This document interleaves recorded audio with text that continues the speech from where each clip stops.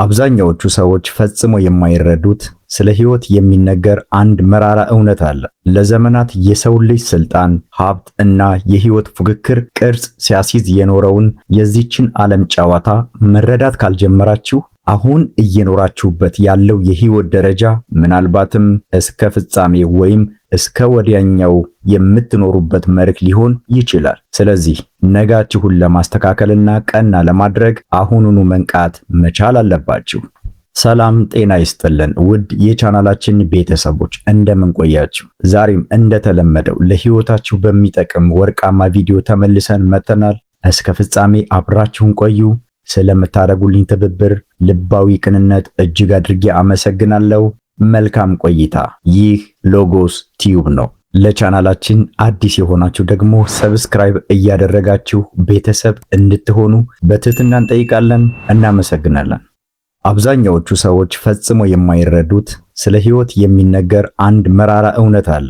ለዘመናት የሰው ልጅ ስልጣን፣ ሀብት እና የሕይወት ፉክክር ቅርጽ ሲያስይዝ የኖረውን የዚችን ዓለም ጨዋታ መረዳት ካልጀመራችሁ አሁን እየኖራችሁበት ያለው የሕይወት ደረጃ ምናልባትም እስከ ፍጻሜ ወይም እስከ ወዲያኛው የምትኖሩበት መርህ ሊሆን ይችላል። ስለዚህ ነጋችሁን ለማስተካከልና ቀና ለማድረግ አሁኑኑ መንቃት መቻል አለባችሁ።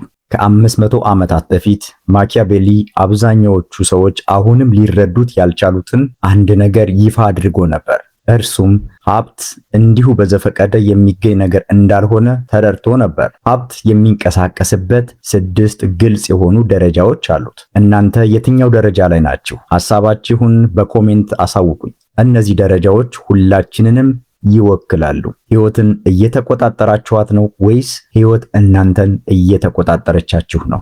አብዛኛዎቹ ሰዎች ቀኖቻቸውን የሚገፉት ይህንን እውነታ ፈጽሞ ሳያስተውሉ ነው። እያንዳንዱ የገንዘብ ወይም የሀብት ደረጃ ራሱ የሆነ የማይታይ ስውር እስር ቤት እንደሆነ አይረዱም። እያንዳንዱ ደረጃ ወጥመድ አለው። እናንተን ባላችሁበት ለማስቀረት የተነደፈ ዘዴ ነው። ሀብታሞች እነዚህን ወጥመዶች ያውቃሉ፣ ይጠነቀቋቸዋል፣ እንዲሁም ይሸሿቸዋል። አስፈላጊ ከሆነ ደግሞ አንዳንዴም ለራሳቸው ጥቅም ይጠቀሙባቸዋል። ከመጀመሪያው ደረጃ እንጀምር። ደረጃ 1 የህልውና ማቆያ ወይም the survival stage ይባላል። የሀብት ደረጃችሁ እዚህ ላይ ሲሆን ፍርሃት ሁሉንም ነገራችሁን ይቆጣጠረዋል። በዚህ ደረጃ ላይ በምትሆኑበት ጊዜ የምታደርጉት እያንዳንዱ ውሳኔ ማለት ይቻላል ከጭንቀት የሚመጣ ወይም ከጭንቀት የሚመነጭ ነው። ለምሳሌ የቤት ክራይ ፍርሃት፣ የዕዳ ፍርሃት፣ አንድ ያልተጠበቀ ድንገተኛ ወጪ ሁሉንም ነገር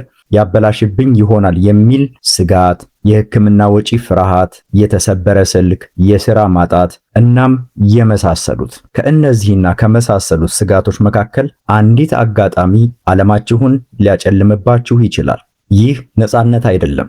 ይህ ህልውናን ለማቆየት የሚደረግ ጥረት ነው። ሰላማችሁ ሙሉ በሙሉ በውጫዊ ሁኔታዎች ላይ በሚመሰረትበት ወቅት ኑሯችሁ ያልተረጋጋ ይሆናል። ተቀጣሪዎች ከሆናችሁ የነገ ማንነታችሁን የሚቆጣጠሩት አለቆቻችሁ ወይም ቀጣሪዎቻችሁ ናቸው። የቤት አከራዮቻችሁ ነፃነታችሁን ይቆጣጠሩታል። በፈለጋችሁበት ወይም በተመቻችሁ ቀን ሳይሆን በፈለጉበት ወይም በተዋዋላችሁበት ቀን መሰረት ነው የቤት ኪራይ እንኳን የምትከፍሉት። ቢኖራችሁም ባይኖራችሁም አከራዩ ጉዳዩ አይደለም። የባንክ አካውንታችሁ አማራጫችሁን ይቆጣጠረዋል። ለምሳሌ የፈለጋችሁትን መግዛት አትችሉም። እዝናናለሁ ብትሉ የባንክ አካውንታችሁ ገንዘብ ከሌለው ትርጉም የለውም። የወደዳችሁትን ማድረግ አትችሉም። የፈለጋችሁበት ቦታ መሄድ አትችሉም። የፈለጋችሁትን መርጣችሁ መብላት፣ የፈለጋችሁትን መርጣችሁ መልበስ አትችሉም። ለምን? የባንክ አካውንታችሁ አማራጭ አይሰጣችሁም። በየትኛውም ቅጽበት ሐሳባቸውን ሊቀይሩ በሚችሉ ሰዎች እና ስርዓቶች ላይ ጥገኛ ሆናችሁ ነው የምትኖሩት። እናም ይህን ደረጃ አስከፊ የሚያደርገው ነገር ይሄ ነው። ምክንያቱም ፍርሃት የዕለት ተዕለት ስጋታችሁ ሲሆን የምትወስኗቸው ውሳኔዎቻችሁም ደካማ ይሆናሉ። ስለዚህ እጅግ በጣም ጎጂ የሆኑ የሥራ ዕድሎችንና አጋጣሚዎችን ትቀበላላችሁ። ንቀትና ክብር ማጣትን ትታገሳላችሁ። ከእቅዳችሁ ውጪ የሆኑ ብድሮችን ትወስዳላችሁ ወይም አላስፈላጊ ዕዳ ውስጥ ትገባላችሁ። ከረጅም ጊዜ እረፍት ይልቅ የአጭር ጊዜ እፎይታን ትመርጣላችሁ። በጊዜ ሂደት እነዚህ ውሳኔዎቻችሁ ቀስ በቀስ ያጠምዷችኋል። ብዙ ሰዎች ዘመናቸውና ዕድሜያቸው የሚበላው በእንደዚህ አይነት መንገድ ነው። ነገር ግን አብዛኛዎቹ ሰዎች ፈጽሞ የማያስተውሉት ስለዚህ ደረጃ የሚነገር አንድ የተለመደ አባባል አለ። ስቃይ ትምህርት ሊሆን ይችላል ይላሉ። ትርጉም የሌለው ስቃይ ግን ትምህርት አይሆንም። እርግጥ ነው እያንዳንዱ የድህነት ጠባሳ ትምህርት ይሆናል። እያንዳንዱ ውርደት የህይወት አሻራ ትቶ ያልፋል። እያንዳንዱ ውድቀትም ዓለም እንዴት እንደምትሰራ ያሳያችኋል። ይሁን እንጂ ስቃያችሁ ትርጉም ከሌለው ትምህርት መሆኑ ቀርቶ መከራ ብቻ ይሆናል። ስቃያችሁን ለማምለጫ ስትጠቀሙበት ያኔ ነው ትልቅ መማሪያ የሚሆነው። እዚህ ደረጃ ላይ አትቆዩበት፣ በቶሎ አምልጡ። ብዙ ሰዎች በምርጫቸው ይሰቃያሉ። ከዚህ ቪዲዮ በኋላ ግን ይበቃችኋል። ወደ ከፍታችሁ ትወጣላችሁ። ወደ ሌላ የሚጠቅም ወይም ወደ ሌላ የሀብት ደረጃ ትሸጋገራላችሁ። ከዚህ ደረጃ ለመውጣት የግድ ብልጥ ወይም ብልህ መሆን አይጠበቅባችሁም። ጨዋታውን መረዳት ብቻ በቂ ነው። ሀብታሞች የሚከተሉት ይህንን መርህ ነው። በዚህ ጨዋታ ተጎጂና ተሸናፊ ከመሆን ይልቅ ጥሩ ተማሪ መሆን እጅግ አዋጭ ነው። ስቃያችሁ ያኔ ትርጉም ያለው ትምህርት ይሆናል ማለት ነው። ደረጃ 2 ቅዠት ወይም ኢሉዥን ስቴጅ ይባላል። ይሄኛው ደረጃ ከላይኛው ጋር ሲታይ የተረጋጋ ህይወት ይመስላል። ሆኖም ግን በቂ አይደለም። አሁን በችግር እየተዋጣችሁ አይደለም። አብዛኛውን ጊዜ እዚህ ደረጃ ላይ ወጪዎቻችሁን መሸፈን ወይም መክፈል ትችላላችሁ። ጥቂት መተንፈሻ ቦታ አላችሁ። ምናልባትም ትንሽ ቁጠባ ይኖራችኋል። የአንድ ወይም የሁለት ወር ፋታ ታገኛላችሁ። በደረጃ 1 ላይ ላለ ሰው ይህ እንደ ስኬት ሊታይ ይችላል። ነገር ግን ፈጽሞ አይደለም። በጣም አደገኛ ቅዠት የሚጀምረው እዚህ ጋር ነው። እንደ ማኪያቬሊ አገላለጽ በጣም አደገኛው ሁኔታ ሙሉ በሙሉ ደካማ መሆን አይደለም፣ ይልቁንም በከፊል መረጋጋትን ማግኘት ነው። ምክንያቱም ከፊል መረጋጋት ዋስትናችሁ የተጠበቀ እንደሆነ እንድታምኑ ያደርጋችኋል። በዚህ ደረጃ ላይ ገቢያችሁ የምትሰሩት ስራ ላይ የተመሰረተ ነው። ስራችሁን ባቆማችሁበት ቅጽበት ገቢያችሁም ያቆማል። ህይወታችሁ አሁንም በሚፈርስ መሰረት ላይ ያረፈች ናት። በቀላሉ ከደረጃ 1 የሚለየው ደረጃ 1 በስጋቶች የተሞላ ነው። ደረጃ 2 ግን የተሻሉ ምቾቶች አሉበት። ያ ማለት አሁንም ከደረጃ 1 ይልቅ ምቹ የሆነ እስር ቤት ውስጥ ነው ያላችሁት ማለት ነው። እናም አብዛኛዎቹ ሰዎች ከዚህ ቦታ መውጣት አይፈልጉም፣ ተውጠው ይቀራሉ። ሀብትን ከመገንባት ይልቅ ሀብታም መስሎ መታየትን ይመርጣሉ። መኪናዎችን ይከራያሉ፣ ቤታቸውን ያሳድሳሉ፣ ይዝናናሉ፣ ሌሎችንም መሰል ተግባራት ያደርጋሉ። በሁሉም ነገር ስኬታማ እንደሆኑ ያስመስላሉ። ነገር ግን መሰረታዊ ነገራቸው አልተለወጠም። ለዚህ ነው የቅዠት ወይም ኢሉዥን ስቴጅ የተባለው። አንድ ድንገተኛ አደጋ አሁንም ህይወታቸውን ሊያናጋው ይችላል። ለምሳሌ ከስራ መባረር፣ አንድ ድንገተኛ ያልተጠበቀ ከባድ ወጪ፣ አንድ መጥፎ አጋጣሚ። እናም በድንገት በቀጥታ ወደ ደረጃ 1 ተመልሰው ይወድቃሉ። ዘመናዊ ወጥመድ ማለት ይህ ነው። ያለ ነፃነት የሚገኝ ምቾት፣ የበታችኝነት ስሜት ውስጥ ያለ መረጋጋት፣ መከበር የሌለበት ህይወት። በዚህ ደረጃ ላይ ያሉ ሰዎች ለለውጥ እጅግ አስቸጋሪዎች ናቸው። ምክንያቱም አሁንም የሚጠብቁት ነገር አላቸው። ባዶ ተስፋ የሆነ ቅዠት። ቤታቸው ሙሉ እንደሆነ ያስባሉ፣ ነገር ግን አይደለም። ለዚህ ነው ይህ ደረጃ በስነ ልቦና በጣም አደገኛ የሆነው። ለመለወጥ እንዳትነሳሱ ተስፋ የቆረጣችሁ አይደላችሁም።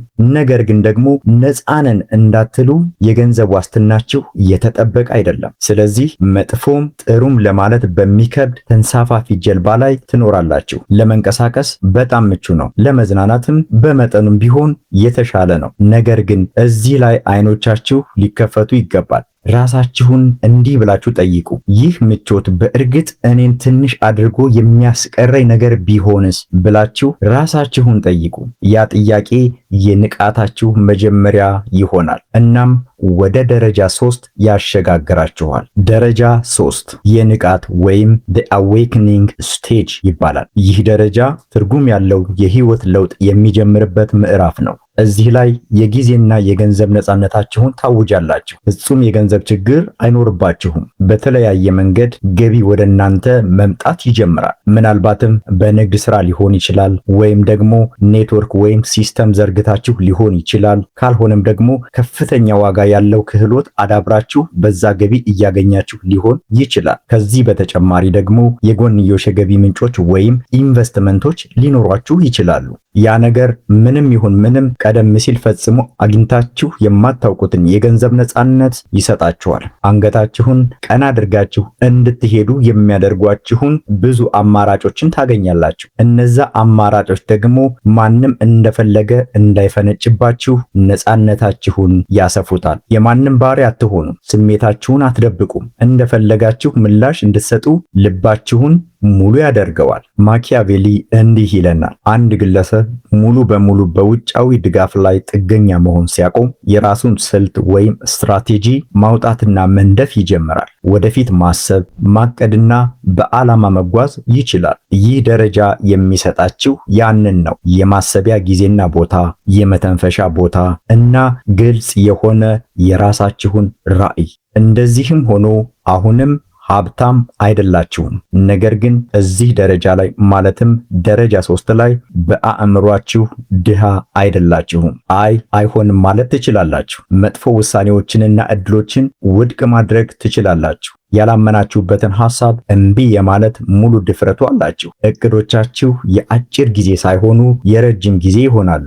ይህ ደረጃ ለስኬት ቅርብ እንደሆናችሁ እንድታስቡ ይሰማችኋል፣ ምክንያቱም ስለሆነ። ነገር ግን ይሄ ደግሞ ራሱን የቻለ ፈተና ነው። ምክንያቱም ምቾት እዚህ ጋር በሌላ መልክ ይመለሳል። ስኬት አደገኛ ነገሮችን ወደ አእምሯችሁ ማንሾካሾክ ይጀምራል። ለምሳሌ ተሳክቶላችኋል፣ ከዚህ በላይ ምን ይሰራል? ከአብዛኛዎቹ ሰዎች የተሻላችሁና የተሻለ ስራ እየሰራችሁ እንዳለ እንድታስቡ አእምሯችሁ ላይ ያቃጭልባችኋል። በቂ እንደሆነና የስኬት ጣራ እንደሆነ ይነግራችኋል። አንድ የዶክተር ማይልስ ሙንሮ አባባል አለ።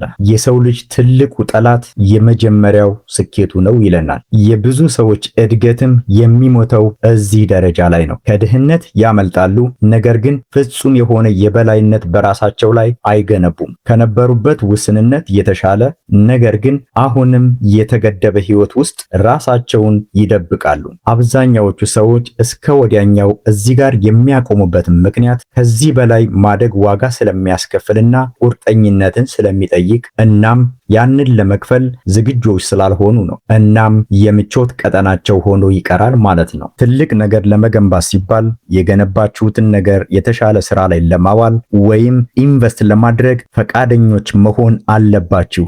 አብዛኛዎቹ ሰዎች ለመሻገር እምቢ የሚሉት መስመር ያ ነው። ምቾትን ይፈልጋሉ፣ ነገር ግን መስፋፋትን ይፈራሉ። ነፃነትን ይፈልጋሉ፣ ነገር ግን ችግሮችን መጋፈጥን አይፈልጉም። ይህ አስተሳሰብ የበለጠ ጨካኝ መሆንን ይፈልጋል። አንድ ጥያቄ ልጠይቃችሁ። አሁን ባላችሁ ነገር ረክታችኋል? ደስተኞች ናችሁ? ወይስ ተጽዕኖ ማሳደር ወይም ሊቨሬጅ ትፈልጋላችሁ? ምክንያቱም ከህይወት ትግል በማምለጥና ተጽዕኖ ፈጣሪነትን በመገንባት መካከል ትልቅ ልዩነት አለ። አንደኛው እፎይታን ይሰጣል፣ ሌላኛው ደግሞ ሙሉ በሙሉ የበላይነትን ያጎናጽፋል። ይህም ወደሚቀጥለው ደረጃ ያደርሰናል። ሀብት ጥረት መሆኑን አቁሞ ኃይል መሆን ወደሚጀምርበት ደረጃ። ደረጃ 4 ተጽዕኖ ፈጣሪ መሆን ወይም the leverage stage። እዚህ ጋር ጋጋታው እየቀነሰ ነው የሚሄደው። ጥቂት ሰዎች ብቻ ወደዚህ ደረጃ ላይ ይደርሳሉ። እናም እዚህ ደረጃ ጋር ብዙ ነገሮች ይለወጣሉ። እዚህ ደረጃ ላይ በቀላሉ ገንዘብ ብቻ ማግኘት አይደለም ትልቁ ግባችሁ። የተለያዩና እጅግ ትላልቅ የሆኑ የገቢ ምንጮችን ገንብታችኋል። ተጽዕኖም እየፈጠራችሁ ነው። እናም የእናንተ ተጽዕኖ እውነተኛ ኃይል የሚጀምርበት ቦታ ነው። አብዛኛዎቹ ሰዎች ሙሉ ህይወታቸውን የሚያሳልፉት ጊዜያቸውን፣ ጉልበታቸውን እና ትኩረታቸውን ገቢ በሚያስገኝላቸው ነገር ላይ በማፍሰስ ነው። የበለጠ ለማግኘት ጠንክረው ይሰራሉ፣ እድገትን ያሳድዳሉ፣ ከተወሰነላቸው ሰዓታት ውጪ ወይም ኦቨርታይም ይሰራሉ። እናም የእረፍት ቀናቸውንም ማለትም ቅዳሜና እሁድንም መሰዋት ያደርጋሉ። ነገር ግን በደረጃ 4 ላይ ጨዋታው ሙሉ በሙሉ ይቀየራል። እዚህ ደረጃ ላይ እንዴት አድርጌ የበለጠ መስራት እችላለሁ ብላችሁ መጠየቅ ታቆማላችሁ። እናም አንድ ጥረት 10 ውጤቶችን እንዲሰጠኝ እንዴት ማድረግ እችላለሁ ብላችሁ መጠየቅ ትጀምራላችሁ። ገንዘብ ለእናንተ መስራት የሚጀምርበት ደረጃ ይህ ነው። የገነባችኋቸው ነገሮች ገቢ ያመጣሉ። ሀብቶቻችሁ ዋጋቸው ይጨምራል። ስመጥር ትሆናላችሁ። ከዚህ የተነሳ ከመጠየቃችሁ በፊት ብዙ በሮች ወይም ብዙ የሥራ ዕድሎች ይከፈቱላችኋል። በዚህ ደረጃ ለሁኔታዎች ምላሽ እየሰጣችሁ አይደለም፣ ሁኔታዎችን እየፈጠራችሁ ነው። በቀላሉ ለዕድል ከመገዛት ይልቅ ዕድልን መፍጠር ትችላላችሁ። የዚህ ደረጃ ትልቁ መለያው ይህ ነው። ንግዳችሁ የእናንተን የሁል ጊዜ መገኘት አይፈልግም። የገቢ ምንጮቻችሁ እናንተ ተኝታችሁ እንኳን ማደጋቸውን ይቀጥላሉ። ብራንዳችሁ፣ ኔትወርክ ወይም የገበያ ትስስራችሁ ወይም ደግሞ ያላችሁ ተጽዕኖ ፈጣሪነትና ያላችሁ የበላይነት ሌሎች ማየት የማይችሏቸውን በሮች እንኳን መክፈት ይጀምራሉ። ይህ ደረጃ ተጽዕኖ መፍጠር ከገቢያችሁ የበለጠ አስፈላጊ የሚሆንበት ደረጃ ነው። እናም ያ ልዩነት የሁሉም ነገር መሰረት ነው። እርግጥ ነው ገቢ ለህይወት አስፈላጊ ነገርን ይሰጣል። ተጽዕኖ ፈጣሪ መሆን ግን የኃይል የበላይነትንና ገዥነትን ይገነባል። አብዛኛው ህዝብ ትኩረት የሚያደርገው ሀብት በማግኘት ላይ ነው። ኃያላኑ ትኩረት የሚያደርጉት ሀብቶችን በመቆጣጠር ላይ ነው። በዚህ ደረጃ ላይ የሚደረግ አንድ ውሳኔ ለዓመታት አንዳንዴም ለብዙ አስርት ዓመታት ውጤት ሊያመጣ ይችላል። ህልማችሁና አስተሳሰባችሁ የረጅም ጊዜ ይሆናል። የሚቀጥለው ወር አይደለም፣ የሚቀጥለውም ዓመት አይደለም። ነገር ግን 5 ዓመታት፣ 10 ዓመታት፣ 20 ዓመታትና ከዛ በላይ። ይህ የአስተሳሰብ ለውጥ ነው ባለራዕዮችን ከተጽዕኖ ፈጣሪዎች የሚለየው። ምክንያቱም አንዴ ወደዚህ ደረጃ ከደረሳችሁ ገንዘብ ራሱ እንደ ስኬት መታየቱ ያቆማል። እጃችሁ ላይ ያለውንም ገንዘብ የአገልግሎት መሳሪያ ወይም ስልታዊ ሀብት ይሆናል። ጊዜን ለመግዛት፣ ዓላማችሁን ለማስፈጸም፣ ነፃነታችሁን ለመግዛት እና ተጽዕኖ ፈጣሪነትን ለመገንባት ትጠቀሙበታላችሁ። ነገር ግን እዚህ ደረጃ ላይ ትልቁ ፈተና የስነ ልቦና ጥንካሬን ይጠይቃል። ይህን ያክል ከፍ ለማለት ከተራው ማህበረሰብ ወጣ ያለ የመንፈስ ጥንካሬ ይፈልጋል። እናም ከባድ ውሳኔዎችን ለማድረግ ፈቃደኛ መሆን መቻል አለባችሁ። አንዳንድ ጊዜም ግንኙነቶችን ማቋረጥ፣ አብሮ የመስራት ውልን ማፍረስ ወይም ከግባችሁ ጋር የማይጣጣሙ ወዳጆቻችሁን ቆርጦ መጣል። ይህ ነገር ለብዙ ሰዎች ከባድ ነው። ያለ ህመም ስኬትን ይፈልጋሉ፣ ያለ መስዋዕትነት ደግሞ ሀብትን ይፈልጋሉ። እናም በሁሉም ዘንድ የተወደዱ ሆነው ተጽዕኖ ፈጣሪ መሆንን ይፈልጋሉ። ነገር ግን እውነታው እንደዚህ አይደለም። እያንዳንዱን ሰው ለማስደሰት ከሞከራችሁ ሚስጥራችሁን አሳልፋችሁ ትሰጣላችሁ። በዚህ ደረጃ ላይ ነቀፌታን፣ አንዳንዴም መጠላትን እና መታማታችሁን መቀበል አለባችሁ። ምክንያቱም ለደካማ ሰዎች ጭካኔ የሚመስለው ውሳኔያችሁ እናንተ ጋር ትክክልና አስፈላጊ ነው። ስለዚህ በሚገባ ጨክኑ። ይህ ደረጃ ተጽዕኖ ፈጣሪነት ማንነታችሁ የሚሆንበት እና ምርታማነት መለያችሁ የሚሆንበት ደረጃ ነው። ምክንያቱም አብዛኛዎቹ ሰዎች ፈጽሞ የማይማሩትን አንድ ነገር በመጨረሻ ተረድታችኋል። የአጭር ጊዜ ምቾት አብዛኛውን ጊዜ የረጅም ጊዜ ነፃነትን ያጠፋል። ደረጃ 5 የበላይነት ደረጃ ወይም ዘ ዶሚናንት ስቴጅ። አሁን ነገሮች ከባድ ይሆናሉ። በዚህ ደረጃ እናንተ በቀላሉ ሀብታም ብቻ አይደላችሁም። በእውነተኛው የቃሉ ትርጉም ሀብታሞች ናችሁ። ሀብታችሁ ከፍላጎቶቻችሁ እጅግ በሚባል ደረጃ ይበልጣል። ህልውናን ማቆየት አሁን የውይይታችሁ አካል እንኳን አይሆንም። በየጊዜው ዋጋቸው የሚጨምሩ ሀብቶች አሏችሁ። እጅግ ትልልቅ ካፒታሎች አሏችሁ። ሀብት ተጽዕኖ የሚሆንበት ቦታ ይህ ነው። አንድ የስልክ ጥሪ ገንዘባችሁን ሊያንቀሳቅስ ይችላል። አንድ ውሳኔ የብዙ ሰዎችን ገበያ ሊያወዛውዝ ይችላል እና አንድ የገቢ ምንጫችሁ የብዙ ንግዶችን የወደፊት ዕጣ ፋንታ ይወስናል። እዚህ ደረጃ ላይ ያሉ ሰዎች አደጋዎችን ፈጽሞ አይፈሩ። እነሱ ራሳቸው ሌሎች ሰዎች የሚፈሯቸው አደጋዎች ናቸው። ፍጹም የሆነ የበላይነት ማለት ይህ ነው። ነገር ግን ማንም የማይነግራችሁ እውነት ይህ ነው። ይህ ደረጃ አልጋ ባልጋ አይደለም፣ በከፍተኛ ቦታ ላይ ያለ ጫና ነው። ምክንያቱም አሁን ውድድሩ ይለወጣል። እየተወዳደራችሁ ያላችሁት ከሀያላን ጋር ነው። ሚሊዮነሮች፣ የራሳቸውን ግዛት ከሚገነቡ ሰዎች ጋር እና ከባድ ስልት ድርጅትን ከሚጠቀሙ ሰዎች ጋር ጭምር ነው የምትወዳደሩ። የዚህ መድረክ ጨዋታ የተለዩ ህጎች አሉት። ዋጋው በጣም ትልቅ ይሆናል። ስህተቶች ውድ ይሆናሉ። አንድ መጥፎ ውሳኔ የዓመታት እድገትን ሊያጠፋው ይችላል። አንድ የተሳሳተ የሥራ ወዳጅነት ሁሉንም ነገር ይዞት ገደል ሊገባ ይችላል። በዚህ ደረጃ ሀብት የተወሰኑ ችግሮችን ይፈታል፣ ነገር ግን እጅግ በጣም ውስብስብ የሆኑ ችግሮችንም ይዞ ይመጣል። ማን ላይ መታመን ትችላላችሁ? ማን በእውነት ዋጋ ይሰጣችኋል? የትኛው ሰው ለቦታው የሚገባችሁን ዋጋ ይሰጣችኋል? የበላይነታችሁ ግንኙነቶችን ማወሳሰብ የሚጀምረው እዚህ ጋር ነው። ወዳጅነቶች ውስብስብ ይሆናሉ። ወዳጅነቶች በንግድ ልውውጥ ላይ ብቻ የተመሰረቱ ይሆናሉ። ሰበብ ወይም ምክንያቶች ዋጋ አይኖራቸውም። የበላይነታችሁ ለታማኝነትም ለማታለልም ቅርብ ነው። ወደ ላይ በወጣችሁ ቁጥር ዓላማችሁን እንዳትስቱ በጣም መጠንቀቅ አለባችሁ። በዚህ ደረጃ ላይ ጥንቃቄ ቋሚ ልማዳችሁ ሊሆን ይገባል። ሙሉ በሙሉ ዘና ማለት አትችሉ፣ ምክንያቱም የበላይነትን ጠብቆ ማቆየት ቋሚ ንቃትን ይጠይቃል። አደጋዎች ከታች ብቻ አይመጡም። ከአቻዎቻችሁ፣ ከተፎካካሪዎቻችሁ እና ከፊታችሁ እየሳቁ ከጀርባችሁ ክፋትን ከሚጠነስሱባችሁ ተቀናቃኞችም ጭምር ይመጣሉ። ከዚህ ደረጃ ባሻገር አሁንም አንድ የመጨረሻ ደረጃ አለ። አብዛኛዎቹ ሰዎች መኖሩን እንኳን ፈጽመው የማያስተውሉት እጅግ ትልቅ የሆነ ደረጃ፣ የመጨረሻውና ስድስተኛው ደረጃ፣ የማይነካው ወይም የማይደረሰው ደረጃ። እዚህ ደረጃ ላይ አሁን ስለ ገንዘብ አይደለም። ገንዘብ እዚህ ደረጃ ላይ አግባብነቱን ያጣል። ቁጥሮች በአእምሮ ለመመዝገብ በጣም ትልቅ ናቸው። በዚህ ደረጃ እውነተኛው ገንዘብ ውርስ ወይም ሌጋሲ፣ ተጽዕኖ፣ ስርዓቶች ወይም ሲስተሞች እና መዋቅሮች ናቸው። እናንተ ካለፋችሁ በኋላ የሚቀጥሉት። ሀብት ወደ ታሪካዊ ኃይል የሚለወጠው እዚህ ጋር ነው። ማኪያቬሊ እንደሚለው ከፍተኛው የበላይነት አይነት ጊዜያዊ ኃያልነት አይደለም። ስርዓቶችን የመቅረጽ ችሎታ፣ ህጎችን የመተርጎም ወይም የመወሰን ችሎታ፣ በትውልዶች መካከል በሚገኙ ውጤቶች ላይ ተጽዕኖ የማሳደር ችሎታ። በዚህ ደረጃ እናንተ በስርዓቱ ውስጥ እየተጫወታችሁ አይደለም። ስርዓቱ ራሱን እንዲወስን እየረዳችሁት ነው። ኢንዱስትሪዎችን ታደራጃላችሁ፣ ባህልን ትቀርጻላችሁ፣ እናም ፖሊሲን ተጽዕኖ ታደርጉታላችሁ። ውሳኔዎቻችሁ አብዛኛዎቹ ሰዎች ፈጽሞ በማያስተውሉት መንገድ በማህበረሰቡ ውስጥ ተጽዕኖ ይፈጥራሉ። ይህ የቤተሰብ የተቋማትና የግዛት ገንቢዎች ቀጠና ነው።